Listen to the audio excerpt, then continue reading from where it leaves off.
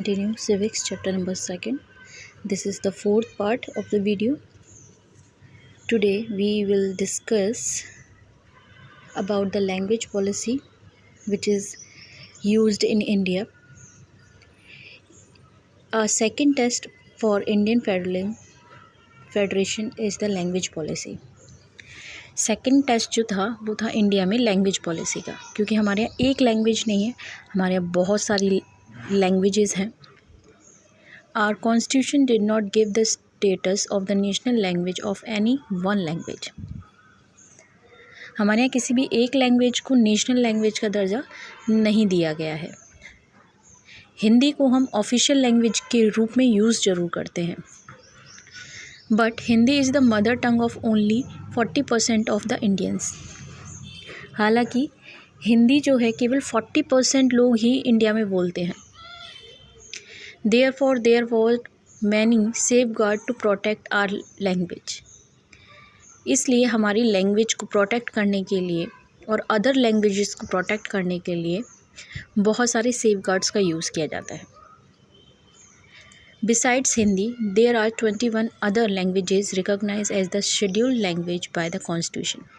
हिंदी के अलावा हमारे यहाँ 21 लैंग्वेजेस और हैं जिन्हें हमारे कॉन्स्टिट्यूशन में लिखा गया है, तो टोटल हो गई 22. A candidate in an examination conducted for the central government position may opt to take the examination in any of these language.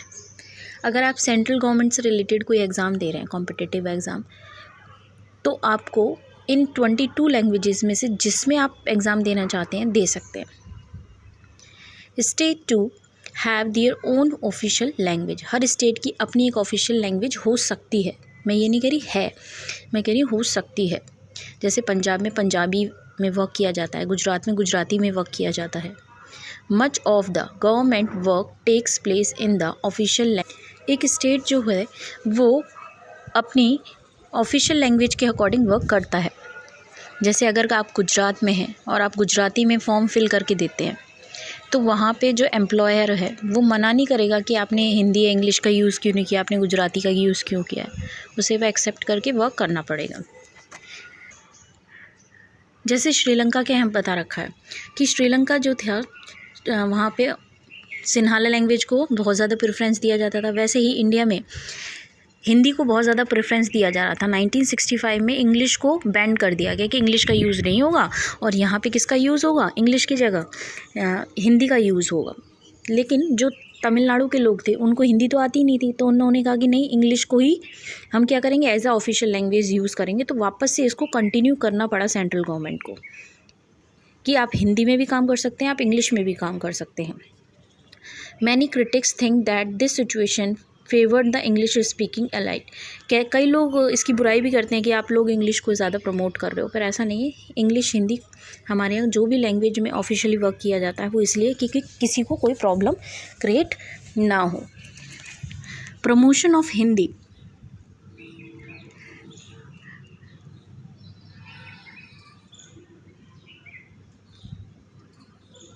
Continuous to be the official policy of the government of India. Hindi भी हमारे यहाँ use की जाती है official language के रूप में और इंग्लिश भी.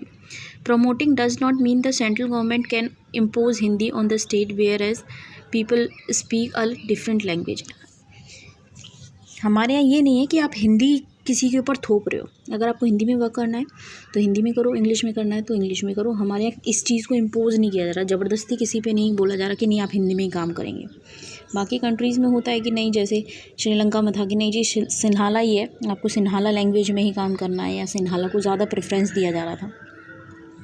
पर हमारे इंडिया में ऐसा नहीं है कि हिंदी को बहुत ज़्यादा प्रेफरेंस दिया जाता है. हमारे इंग्लिश और 21 अदर जो लैंग्वेजेस हैं उनको भी उतना ही रिस्पेक्ट दिया जाता है.